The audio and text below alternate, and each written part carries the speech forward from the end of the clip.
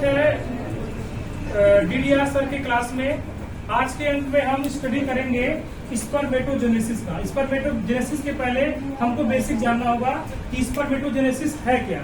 Spermatogenesis का मतलब होता है कि जैसे अगर सेक्सुअल रिप्रोडक्शन की हम बात करें, किसी भी ऑर्गेनिज्म में अगर सेक्सुअल रिप्रोडक्शन होता है तो वहां पे गैमीट का बनना जरूरी है। गैमीट क्या होते हैं?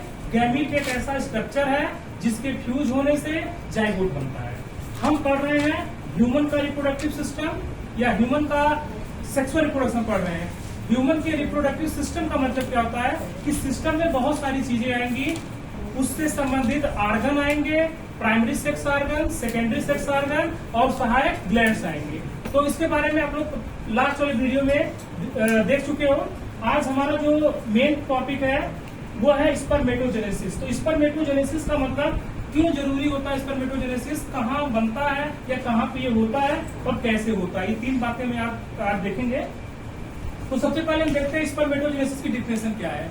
गैमीट बनाने की जो प्रक्रिया है, इससे प्राइमोर्डियल जर्म सेल से स्पर्मेटोजोआ या स्पर्म बनने की जो पूरी प्रक्रिया है, इसी को हम स्पर्मेटोजेनेसिस बोलते हैं। हिंदी में कह सकते हैं शुक्राणु बनने की प्रक्रिया क्या कहलाती है? स्पर्मेटोजेनेसिस। अब इस पूरे प्रक्रिया को जानने के लिए हमें ये जानना होगा इसका साइट क्या है। साइट का मतलब स्पर्म कहाँ बनते हैं। तो स्पर्म बनने के लिए सबसे पहले हमें जानना होगा टेस्टिस, और टेस्टिस की संख्या कितनी है? 1 पेयर। और टेस्टिस के अंदर कुछ खाने होते हैं, लॉब्यूल्स होते हैं। उन लॉब्यूल्स में मैगी जैसी संरचनाएं, लास्ट टाइम ने बताया होगा, ऐसे ऐसे संरचनाएं होते हैं जिसका नाम सेमनीफेरस टेब्यूल्स होती है। उसी सेमनीफेरस टेब्यूल्स में निर्माण होता है किसका? स्पर्म का। और इस स्पर्म बनने की प्रक्रिया को स्पर्मेटोजेनेसिस बोलते हैं। सबसे पहले हम जिस कोशिका का स्टडी करेंगे वह है जर्मिनल एपिथेलियम सेल है या प्राइमोर्डियल जर्म सेल। पूरा ये प्रोसेस 3 भागों में बटा है। पहले स्टेप में मल्टीप्लीकेशन होता है। मल्टीप्लीकेशन का मतलब जैसे अगर कहा जाए 2 में 2 से आप मल्टीप्लाई करो कितना आएगा? 4। 4 में 3 से मल्टीप्लाई करो कितना आएगा? ठीक है, ठीक है। जो भी हो सकता है आप बार बार गलती कर दे, ये गलती होना कोई बात नहीं है। तो पहला मल्टीप्लीकेशन है। मल्टीप्लीकेशन होने के बाद से यहाँ पे हम देखते हैं कि प्राइमोर्डियल जर्म सेल से कितनी सेल्स बनती है? 4। ये चारों कैसी होती है? 2n होती है। 2n का मतलब जैसा पेरेंट है सेम उसी तरह से यहाँ पे सेल्स है। अब इनको क्या कहेंगे? इनको कहेंगे क्या? सबसे पहले प्राइमोर्डियल जर्म सेल से जो कोशिका बनी उस कोशिका का नाम होगा स्पर्मेटोगोनिया। तो पहली कोशिका जो बनी स्पर्म बनाने के लिए उसका नाम क्या था? स्पर्मेटोगोनिया। और सभी की सभी कोशिकाएं क्या थी? 2n। उसके बाद से इसमें इन चारों में से कोई एक सेल बड़ी हो जाएगी, और जब ये बड़ी हो जाएगी तो इससे ग्रोथ फेज हो जाएगी। मतलब इन चारों में कोई एक बड़ी हो सकती है। जब ये बड़ी हो जाएगी, साइज बड़ी हो जाएगी, तब इसे हम बोलेंगे प्राइमरी स्पर्मेटोसाइट। क्या बोलेंगे? Primary spermatocyte. अब ये प्राइमरी स्पर्मेटोसाइट हमारे लिए दूसरी कोशिका हो गई। पहली कोशिका स्पर्मेटोगोनिया हुई, दूसरी प्राइमरी स्पर्मेटोसाइट। अब प्राइमरी स्पर्मेटोसाइट में क्या होता है? मियोसिस होता है। तो हम लोगों को पता है मियोसिस मतलब होता है अर्धसूत्री विभाजन।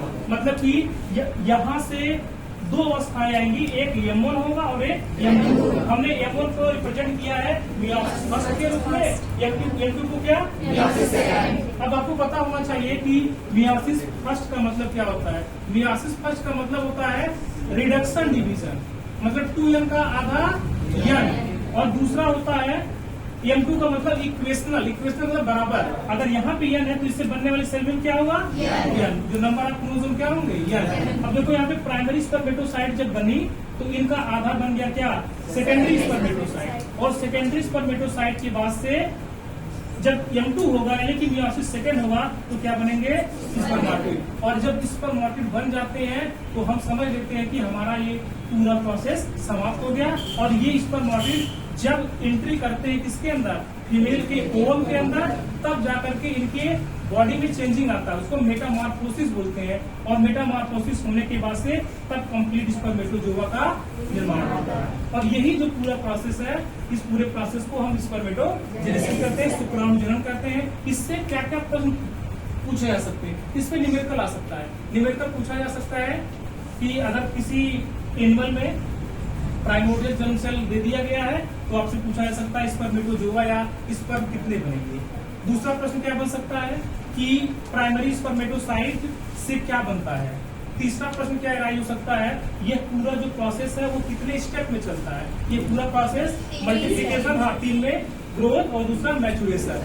और चौथा प्रश्न पूछा जा सकता है कि स्पर्मेटोजेनेसिस में कौन सा सेल डिवीजन ज्यादा होता है।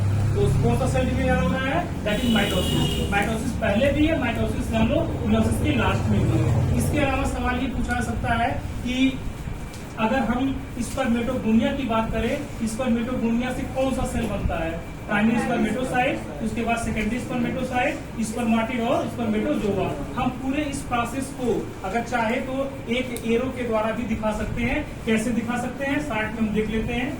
एरो के द्वारा कैसे दिखाएंगे, पीजीसी। पीजीसी से क्या बनता है, स्पर्मेटोगोनिया बनता है, स्पर्मेटोगोनिया। और स्पर्मेटोगोनिया से क्या बनेगा, प्राइमरी स्पर्मेटोसाइट। और प्राइमरी स्पर्मेटोसाइट से क्या बनेगा, सेकेंडरी स्पर्मेटोसाइट बनेगा, सेकेंडरी स्पर्मेटोसाइट। और सेकेंडरी स्पर्मेटोसाइट से फिर क्या बनेगा, स्पर्माटिड बनेगा, स्पर्माटिड बनेगा। और इसी स्पर्माटिड से क्या बनेगा, लास्ट में स्पर्म बन जाएगा। तो ये एक लाइन में शॉर्ट में हम बता सकते हैं कि, और यहाँ से लेकर के यहाँ तक जो पूरी प्रक्रिया है इसी को हम क्या बोलते हैं, स्पर्मेटोजेनेसिस। शॉर्ट में एक लाइन में बता सकते हैं। मतलब पीजीसी मतलब प्राइमोर्डियल जर्म सेल से स्पर्मेटोगोनिया बनना, स्पर्मेटोगोनिया से प्राइमरी स्पर्मेटोसाइट, और उसके बाद से सेकेंडरी स्पर्मेटोसाइट, उसके बाद से स्पर्माटिड और स्पर्म। तो ये पूरा प्रोसेस कहलाता है स्पर्मेटोजेनेसिस। आप लोगों को अगर मेरा वीडियो अगर पसंद आता है तो कमेंट जरूर करिएगा और लाइक शेयर और सब्सक्राइब करिए। धन्यवाद।